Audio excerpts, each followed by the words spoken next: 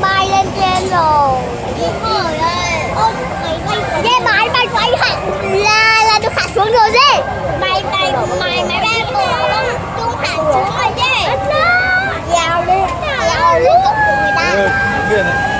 Dào lên cổng của người ta.